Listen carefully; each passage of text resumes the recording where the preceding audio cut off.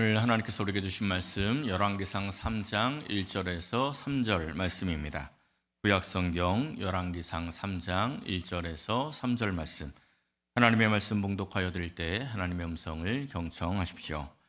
솔로몬이 애굽의 왕 바로와 더불어 혼인관계를 맺어 그의 딸을 맞이하고 다윗성에 데려다가 두고 자기의 왕궁과 여호와의 성전과 예루살렘 주위의 성의 공사가 끝나기를 기다리니라.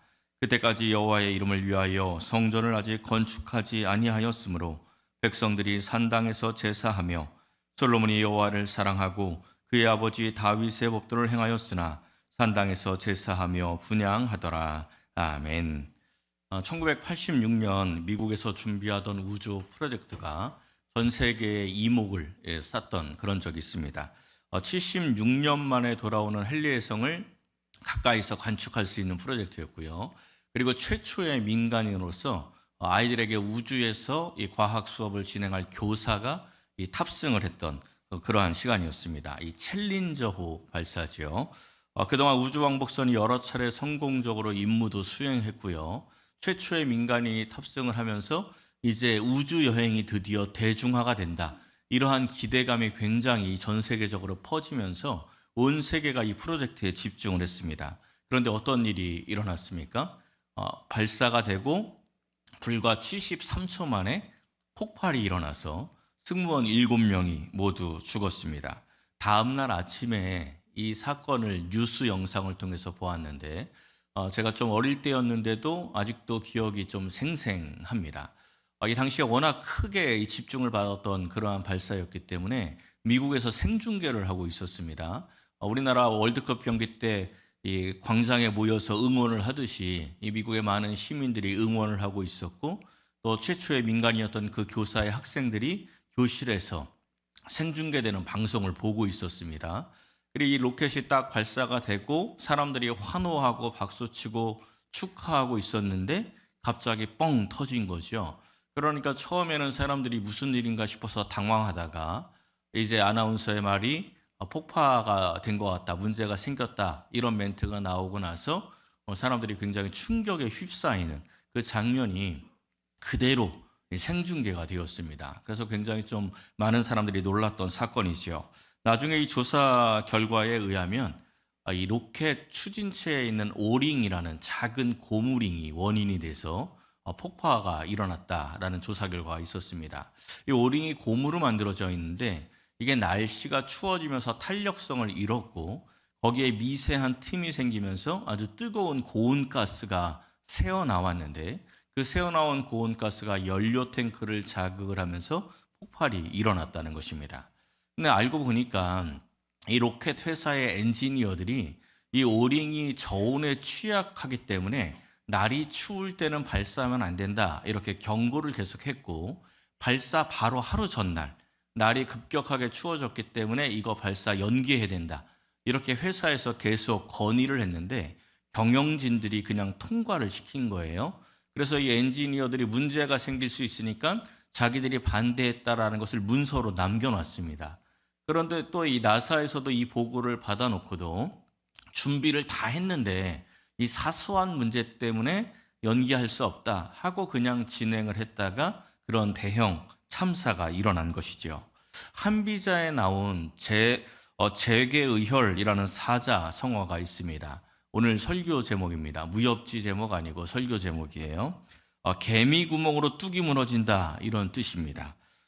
눈에 잘 보이지도 않는 그 작은 틈을 방치하다 보면 어느 한순간에 거대한 뚝을 일시에 무너뜨릴 수 있다, 이런 의미입니다. 오늘 우리가 함께 나눌 이 열왕기상 3장은요 아주 잘 알려져 있는 성경입니다. 이 솔로몬이 듣는 마음을 간구했다가 구하지 아니한 부귀와 영광도 받는 이야기, 아주 많은 성도들이 굉장히 좋아하는 성경 구절이죠. 그리고 바로 뒤에 나오는 이야기는 교회를 다니지 않는 이 세상 사람들도 아주 잘 아는 솔로몬의 재판, 명재판 이야기가 기록되어 있습니다. 솔로몬의 스토리 중 가장 재미있고 또 가장 유명한 부분이죠. 그런데 오늘 나눌 이 말씀은 하나님의 놀라운 그 축복의 역사에 앞서서 솔로몬의 영적인 아주 미세한 균열을 우리에게 보여주고 있습니다. 사랑하는 성도 여러분, 오늘 이 말씀을 함께 상고하면서 솔로몬을 반면교사 삼아서 우리에게도 있는 이 영적인 미세한 틈을 막고 신앙의 뚝이 무너지지 않도록 점검하고 보완하시기를 예수님의 이름으로 간절히 축원합니다. 첫째는 하나님이 원하시는 길을 알아야 합니다. 열왕기를 시작할 때 말씀을 드린 것처럼 이스라엘의 왕은 세상의 왕과는 다릅니다. 하나님의 백성들을 하나님의 뜻대로 다스려야 할 사명이 있는 존재가 이스라엘의 왕입니다. 그러니까 하나님께서 원하시는 길이 무엇인지 알아야 하는 거죠. 이스라엘이 가나안 땅에 들어가기 얼마 전에 모세가 마지막으로 설교했던 책이 신명기서입니다. 신명기서 17장에 있는 말씀을 한번 보십시오.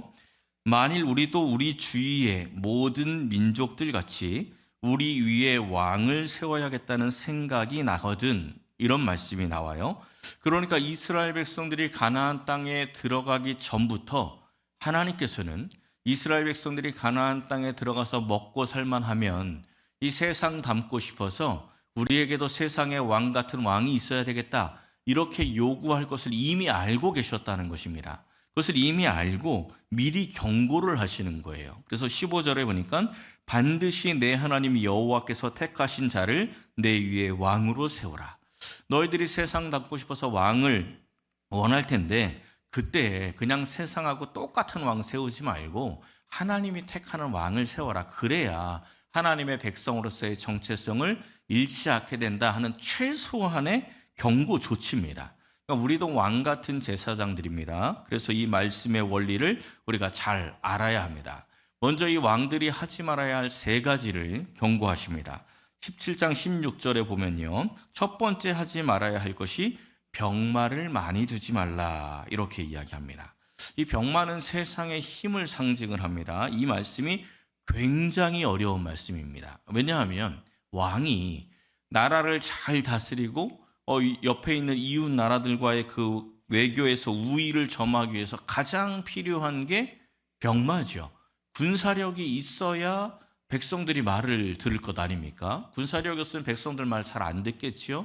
군사력이 있어야 주변 나라들하고 외교할 때 좀 우위를 점하고 외교를 하지 않겠습니까? 근데 하나님께서 첫 번째 하시는 경고가 병마 많이 두지 마, 이렇게 했다는 것입니다. 굉장히 어려운 거죠. 근데 이 말씀은 단순히 이 숫자를 이야기하는 게 아닙니다. 병마가 하나만 있어도 병마를 의지하는 사람이 있고 병마가 수천 수만이 있어도 하나님만 의지하는 사람이 있는 겁니다. 그러니까 단순히 많이 두지 말라, 이게 아니고 세상의 힘 의지하지 말고 하나님을 의지하는 존재가 되어야 한다, 이런 말씀이죠. 내가 무엇을 의지하고 살아가는지 우리도 스스로를 잘 점검해야 합니다. 또 이 병마를 얻으려고 애굽으로 돌아가지 말래요. 애굽과 무역하지 말라는 말씀이죠. 이 말씀도 역시 어려운 말씀입니다. 지금 우리나라를 생각해 보십시오. 우리나라의 경제에서 굉장히 중요한 두 나라가 있습니다. 중국과 미국이에요. 이게 정치적으로는 정반대에 서 있는 나라들이기 때문에 우리가 이 중간에 서서 어떻게 잘 조율을 하면서 무역을 하느냐가 굉장히 중요합니다. 어느 한 나라라도 무역이 틀어지면 우리나라 경제에 굉장히 어려움이 찾아와요. 강대국하고 무역할 때 약소국은 철저하게 을입니다. 어떻게 이 무역 관계를 이어가느냐에 따라서 경제 전체가 흔들릴 수 있기 때문이죠. 당시 고대 근동 지방의 패권을 가지고 있는 나라가 애굽입니다. 어떻게든지 애굽에 줄을 대어서 무역을 해야 하는데 하나님께서 하시는 말씀이 백성들 애굽에 돌아가게 하지 말라, 이렇게 말씀합니다. 왜냐하면 세상과 혼합이 되어서 세상의 원리를 따르는 사람들이 되기 때문에 그렇게 만들어서는 안 된다, 이런 경고죠. 이사야 31장에 있는 말씀을 보십시오. 도움을 구하러 애굽으로 내려가는 자들은 화 있을진저, 이렇게 말씀을 합니다. 왜냐하면 그들은 말을 의지하며 병거의 많음과 마병의 심히 강함을 의지하고 하나님 구하지 않게 된다, 이런 이야기입니다. 이 말씀, 이 경고가 그대로 이루어집니다. 이스라엘 백성들이 하나님을 구하지 않고 애굽의 병만만 의지하다가 결국은 나라가 망하게 되는 것입니다. 그래서 하나님께서는 이 첫 번째 경고로 세상에 힘 의지하지 말라, 병마를 많이 두지 말라, 이렇게 경고하신 거죠.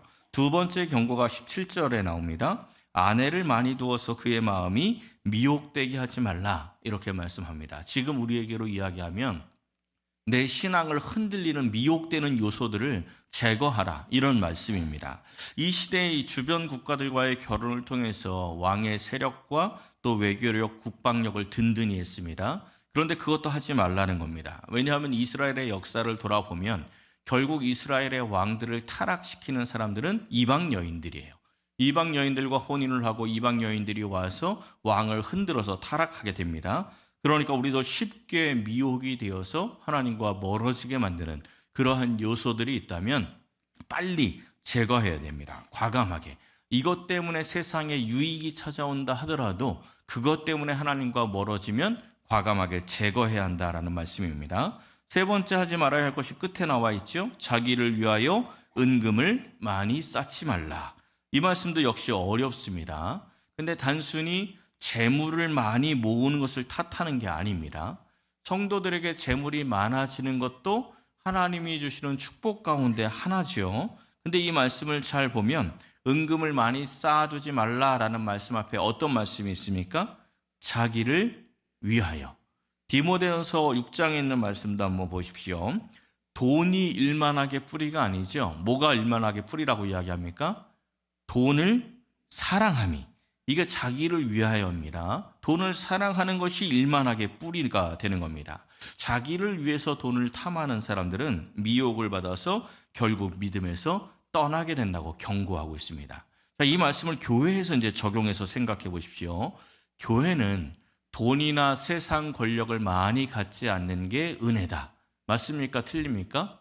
맞지요? 예, 끄떡거리시는 분이 많이 있습니다. 아멘하고 동의하시는 분들이 많이 있을 겁니다. 근데 여기에 교회는을 성도는 이렇게 바꿔서 생각해 보십시오. 성도는 돈이나 세상의 권력을 많이 갖지 않는 게 은혜다. 이러면 이제 좀 얘기가 달라지죠. 교회는 그럴 때는 아멘하고 끄떡거리는데 성도는 이러면 싫어요. 그러면 아멘하기 싫습니다. 왜 그렇습니까?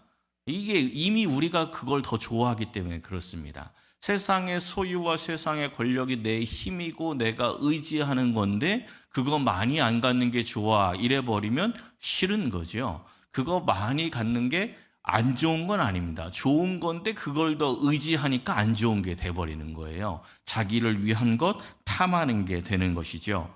그러니까 이 굉장히 어려운 세 가지를 하나님께서 요구하신 겁니다.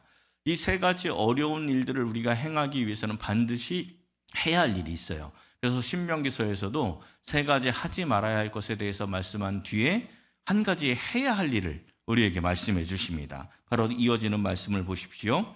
율법의 등사본이라는 게 나와요. 율법서의 등사본. 성경책 이야기하는 겁니다.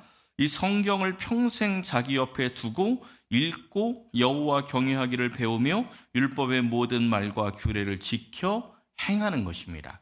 그러면 어떠한 결과가 있는지 이어지는 말씀. 그리하면 교만해지지 않고 좌로나 우로나 치우치지 않고 그의 자손이 왕위에 있는 날이 장구할 것이다. 이 신명기에서 이렇게 말씀해 주시고 이후에도 계속 반복해서 이 말씀을 주십니다. 다윗이 솔로몬에게 전해준 유언도 결국은 이 말씀이었죠. 하나님께서 지금 우리에게 원하시는 것도 똑같습니다. 하나님보다 세상의 힘과 권력 추구하거나 의지하지 말고 항상 성경을 가까이 하여서 읽고 묵상하고 그 말씀대로 살기로 애써서 하나님 주시는 복을 받아 누리기를 원하신다는 거예요. 제가 늘 말씀 이러지 않습니까? 그러다 보니까 맨날 목사님은 말씀만 이야기해 이러시는 분이 있어요. 성경에서 말씀만 이야기하는데 성경을 전하는 설교자가 말씀만 이야기해야지 다른 이야기하면 어떻게 됩니까? 그건 잘못되는 거죠. 계속 성경은 반복해서 이야기합니다. 말씀과 가까이 해야 된다. 말씀대로 살아야 된다. 계속 반복하는 말씀이 말씀이에요. 사랑하는 성도 여러분, 하나님께서 원하시는 길을 분명히 알고 그 길을 걸어서 하나님께서 우리에게 주시기 원하는 그 모든 축복을 받아 누리시기를 예수님의 이름으로 간절히 축원합니다. 두 번째는 세상과 혼합되지 말아야 합니다. 우리가 지난주 열왕기상 2장에서 솔로몬이 다윗의 유언을 들었습니다. 그리고 공과 의를 세우면서 나라가 견고해졌다. 이렇게 딱 끝나지 않았습니까? 그러면 이제 열왕기상 3장이 좀 신나게 이야기가 돼야 되는데 그 시작이 조금 불길합니다. 이렇게 시작을 했어요. 솔로몬이 애굽의 왕 바로와 더불어 혼인 관계를 맺었다. 다음 주에 나눌 이 뒷이야기가 굉장히 흥미롭습니다. 그리고 축복이 쏟아지는 이야기예요. 그러다 보니까 이 열왕기상 3장을 묵상을 할 때 오늘 우리가 읽고 나누는 이 본문을 그냥 사소하게 넘기는 경우가 아주 많습니다. 그리고 사실 세상적으로 생각을 하고 세상의 관점으로 이 말씀을 보면 이 말씀은 망하는 틈 미세한 균열이 아니고 도리어 복받는 올라가는 계단으로 보입니다. 예전에 우리나라 재벌들 이 혼인 관계가 인터넷에 올라온 적이 있었는데 보신 분 있을래나 모르겠습니다. 그야말로 끼리끼리죠. 재벌들은 재벌가끼리 결혼합니다. 서민들하고 결혼하는 경우는 아주 독특한 경우고 다 그냥 기업과 기업끼리 결혼을 해요. 끼리끼리 결혼을 해요. 이 고대 시대에도 나라와 나라가 정략 결혼으로 외교를 다지고 이 국방을 다졌거든요. 그런데 그것도 급이 맞아야 하는 겁니다. 나라와 나라가 급이 맞는 나라끼리 정략 결혼을 하는 거예요. 근데 지금 솔로몬이 누구랑 결혼을 했다는 것입니까? 바로의 딸, 애굽 공주와 혼인 관계를 맺었다. 애굽과 혼인 관계를 맺었다는 것입니다. 이 고고학자들에 의하면요, 이 당시에 애굽의 왕조가 좀 약해졌대요. 세력이 좀 약해졌고 이스라엘은 다윗 이후에 굉장히 좀 상승세였기 때문에 이 세력이 약해져 가던 이 애굽이 성장하고 있는 이스라엘과 이 혼인 관계를 맺으면서 뭔가 자기 세력을 좀 자기 뒷배를 만들었다 이렇게 해석을 합니다. 근데 애굽이 아무리 약해졌다 하더라도 거대 제국입니다. 그들과 정략 결혼을 하는 것은요, 큰 영광이고 힘이었습니다. 성공의 지름길. 요즘으로 이야기하면 삼성이 좀 주가가 떨어졌다고 해서 그 기업이 재벌이 아닌 건 아니죠. 삼성이 좀 주가 떨어질 때 중소기업 작은 집하고 혼인관계 맺은 겁니다. 그러면 중소기업은 어떻게 될까요? 줄 잡은 거죠. 성공의 지름길 잡은 겁니다. 솔로몬이 그와 같은 거예요. 그러니까 세상적으로 볼 때는 이 말씀이 전혀 문제가 되지 않습니다. 야, 솔로몬이 잘 되려나 보다. 이렇게 볼 수 있는데 이 말씀이 영적으로는 신앙의 뚝을 무너뜨리는 작은 틈이었다는 것입니다. 앞서 보았듯이 하나님께서는 분명히 애굽으로 내려가지 말라고 경고하셨습니다. 근데 솔로몬은 애굽으로 내려가는 수준이 아니라 혼인관계, 이 정략 결혼까지 맺은 것입니다. 나중에 이 솔로몬의 인생이 마무리가 되는 열왕기상 11장의 말씀을 보십시오. 솔로몬이 바로의 딸 외에도 이방의 많은 여인을 사랑합니다. 모압과 암몬과 에돔과 시돈과 헷의 여인들과 결혼을 합니다. 하나님을 의지하지 않고 세상의 힘을 의지하는 이 불신앙의 틈이 점점 커지면서 이방의 여인들을 많이 받아들인 거예요. 하나님이 분명히 경고하셨는데 솔로몬이 순종하지 않은 거죠.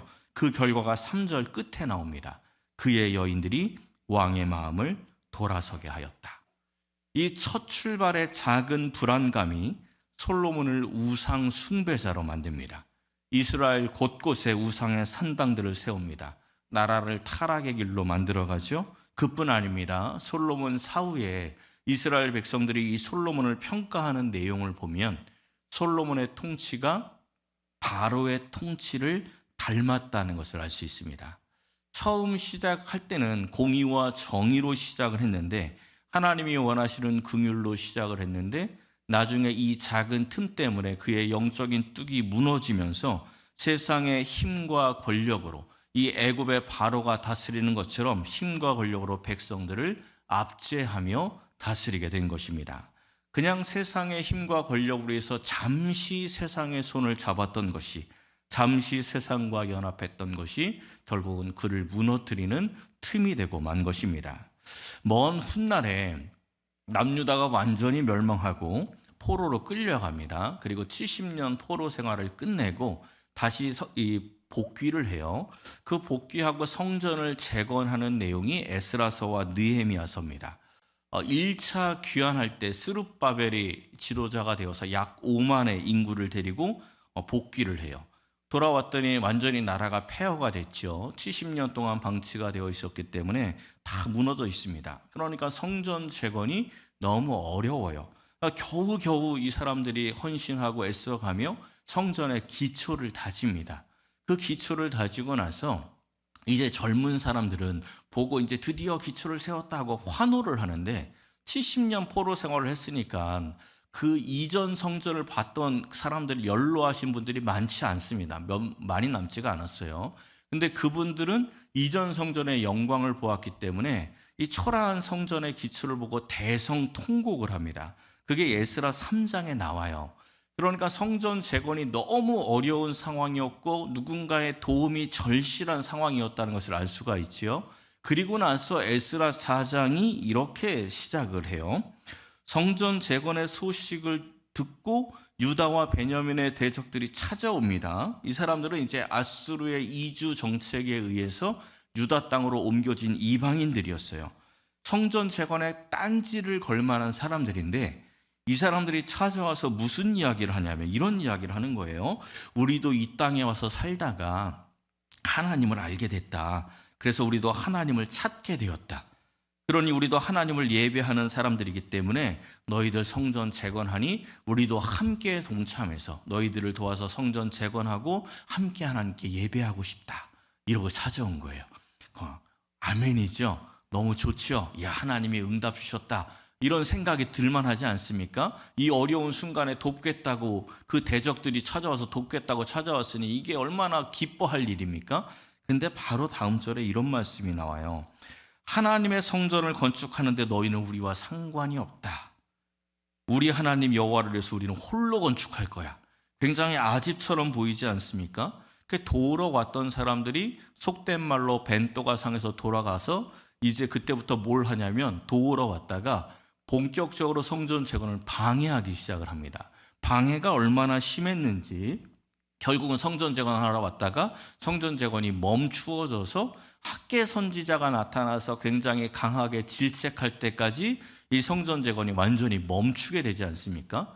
이 흐름만 보면 아니 도움받으면 될 걸 그 왜 도움을 거절해서 괜히 어려운 일을 만드나 이런 생각이 들지요. 근데 열왕기하에 보면 열왕기하 17장에 보면 도우러 왔던 사람들이 어떤 사람인지 알 수가 있습니다. 이런 말씀이 나와요.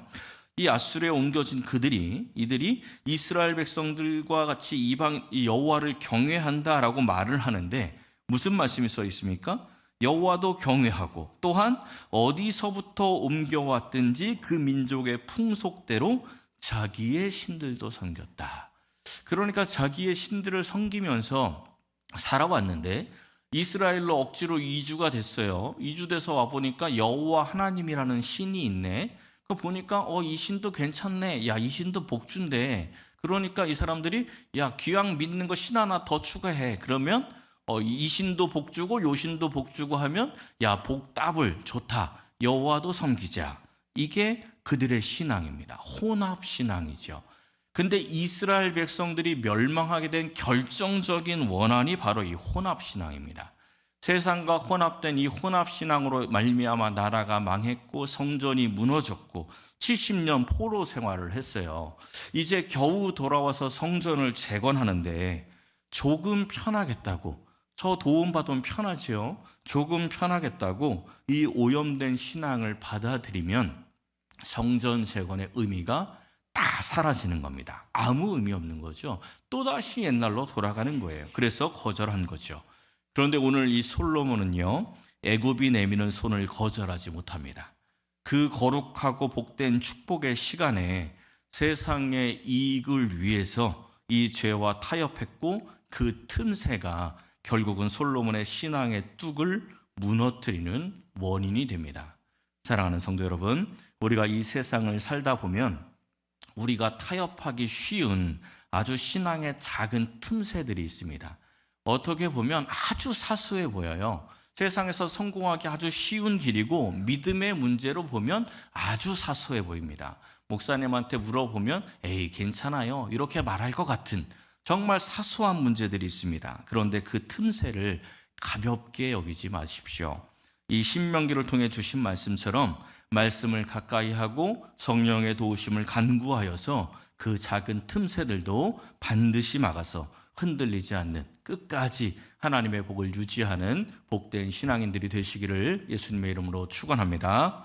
마지막 세 번째는 신앙의 안일함을 주의해야 합니다. 2절과 3절 말씀을 보세요. 열왕기서는 이 포로기의 역사를 돌아보면서 나라가 망한 이유를 다시 좀 찾고 그리고 회개하는 것이 목적이라고 했지요. 그런 의미에서 이 본문 2절과 3절이 열왕기서를 관통하는 아주 중요한 주제입니다. 열왕기서에서 왕을 평가할 때 아주 반복되어서 강조하는 꼬리표처럼 붙는 말이 있습니다. 그러나 산당은 제거하지 못했다. 왕들에 대해서 이야기를 하면서 뭐 잘했다 못했다 이런 게 이 칭찬받은 왕이 8명의 왕이 있는데 그 왕들에게 이 말이 붙어 있어요. 그러나 산당을 제거하지 않았다. 임시로라도 산당을 제거한 왕은 단 둘밖에 없습니다. 이 산당 신앙에 대해서는 열왕기서를 통해서 이제 우리가 반복해서 좀 보게 될 텐데요. 원래 이 산당은 가나안 원주민들의 우상 숭배 장소입니다. 이 우상 숭배 장소에서 하나님을 우상처럼 섬기는 신앙이 산당 신앙입니다. 조금 다르게 표현하면 하나님이 원하시는 신앙의 틀이 아니고 그냥 내가 원하는 신앙의 틀이 산당 신앙입니다. 이 하나님과의 온전한 관계를 방해하는 아주 뿌리 깊은 요소이기 때문에 열왕기서에서 계속 반복해서 산당 신앙 제거되어야 한다고 말씀을 해주는 겁니다. 지금 우리에게도 산당 신앙이 있습니다. 눈에 보이는 것, 그러니까 하나님의 말씀보다는 눈에 보이는 것을 더 의지하는 게 산당 신앙입니다. 굉장히 간단한 예를 들자면요. 신앙인들이 뭔가 세상에서 잘 나가면 그 사람의 신앙생활 모습과 관계없이 그냥 믿음이 좋은가 보다 이렇게 판단하는 경우가 많습니다. 그리고 세상에서 어렵게 살고 있으면 뭔가 문제가 있어 보이네 이렇게 판단하는 경우가 있어요. 그러니까 이 세상의 소유와 힘이 신앙의 판단 기준이 되어버리는 것입니다. 그거는 산당 신앙이에요. 우리 스스로도 내가 세상에서 뭔가 잘 나가고 형통할 때 이것을 자기 신앙의 기준으로 삼아버리면 그건 산당 신앙입니다. 세상에서 뭔가 어려운 일을 만날 때는 내가 스스로 돌아보면서 내가 혹시 하나님과 뭔가 문제가 있는 것은 아닌가 돌아보는 것은 굉장히 건강한 신앙입니다. 그런데 그게 그냥 신앙의 판단 기준이 되어버리면 그거는 산당 신앙이 된다는 것을 알아야 돼요. 그러면 세상에서 잘 나가면 하나님하고 멀어져도 전혀 깨닫지를 못하게 됩니다. 오늘 이 본문 3절을 다시 보십시오. 솔로몬이 여호와를 사랑했습니다.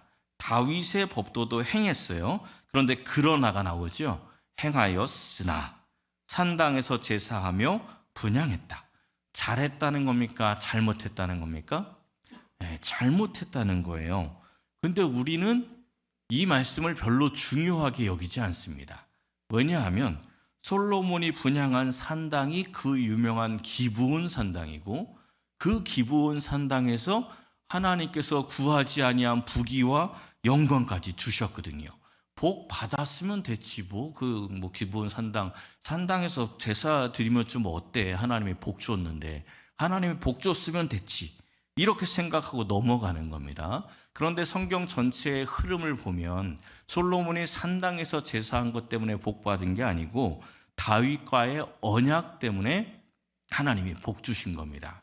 다음 주에 그 부분이 좀 자세하게 나와요. 이 지금 산당에서 제사를 드리는 이유가 뭐냐면 성전을 아직 건축하지 아니하였으므로입니다. 어쩔 수가 없었다라는 거죠. 정말 어쩔 수 없었습니까? 이건 신앙의 안일함입니다. 신명기서 12장에 있는 말씀을 보십시오. 가나안 땅에 들어가면 그들의 신들을 섬기는 곳, 여기가 산당입니다. 우상을 섬기는 산당은 마땅히 파멸하고 그들처럼 행하지 말고 하나님께서 택하신 곳에 가서 예배드려야 돼. 신명기서에서 이미 경고합니다. 사사시대에서는 실로가 하나님께서 택하신 곳이죠. 다윗 시대는 예루살렘이 택하신 곳입니다. 역대하에 있는 말씀을 보십시오. 모세가 광야에서 지은 그 하나님의 회막이 기브온에 있다 이렇게 말씀을 해요. 이 말씀을 보면 그 성막이 거기 있으니까 거기서 제사 드려도 되겠네 이렇게 생각할 수 있는데 4절을 보면요, 하나님의 궤가 이미 옮겨졌어요. 우리 예배자 다윗이라는 말씀으로 시리즈 말씀 나눌 때 다윗이 언약궤 옮기는 말씀 보지 않습니까? 언약궤 처음에 수레에 싣고 가다가 우사 죽고 다시 옮기고 이런 장면이 있었지요.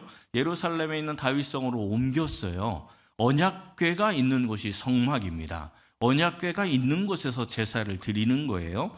그러니까 솔로몬은 성전이 건축되지 않았지만 언약궤가 있는 하나님이 택하신 그 예루살렘 성전에서 제사를 드리면 되는데, 이 성전이 건축되지 않았다라는 핑계로 백성들이 산당에서 제사하는 것을 그냥 방치했습니다. 그리고 자기 자신도 그저 관습대로 이전에 다 산당에서 제사했으니까 나도 산당에서 해야지 하고 그냥 산당에서 제사를 드리고 있는 거죠. 현실적인 핑계 뒤에 숨어 있는 영적인 안일함입니다. 코로나가 교회 문화에 큰 변화를 가지고 왔습니다. 가장 큰 변화가 뭐냐면 주일 성수에 대한 가치예요. 평생을 정말 목숨 걸고 주일 성수하던 사람들이 코로나 기간에 주일 성수를 교회 와서 하지 못하고 온라인으로 드리고 이런 걸 몇 번 경험하다 보니까 꼭 교회 가서 예배 드리지 않아도 되겠네, 이런 마음들이 생기기 시작을 했습니다. 그러다 보니까 특별한 사정이 있지 않는데도 그냥 온라인으로 예배 드릴 때가 많은 거예요. 때로는 귀찮아서, 때로는 그냥 사람 만나기 싫어서, 때로는 그냥 편하니까, 여러 가지 각자의 이유로 그냥 너무나 쉽게 주일 성수를 포기합니다. 그리고 또 어떠한 성도들은 그냥 온라인으로만 계속 예배를 드립니다. 물론 완전히 교회를 떠나는 것보다 온라인으로라도 예배를 드리는 게 훨씬 낫지요. 코로나 이후에 교회 안에 모든 것이 대부분 부정적으로 흘러갔지만 한 가지 긍정적인 신호는 교회에 대해서 시험이 들거나 실족해서 교회를 떠난, 예수는 믿지만 교회는 완전히 떠난 성도들, 가나안 성도라고 하죠. 그런 분들 중에서 상당수가 온라인으로라도 예배를 드리기 시작했다는 것은 굉장히 긍정적인 신호입니다. 그런데 거기 머물러 있으면 안 됩니다. 그거는 영적인 안일함이에요. 일어나야죠. 회복이 돼야 됩니다. 다시 일어나야 되는 겁니다. 이스라엘의 이 산당 신앙은요, 우상 숭배의 신앙과 혼합되게 만들었습니다. 우리도 이 세상의 가치관과 혼합되어 있는 것이 있지는 않은지 항상 점검해야 합니다.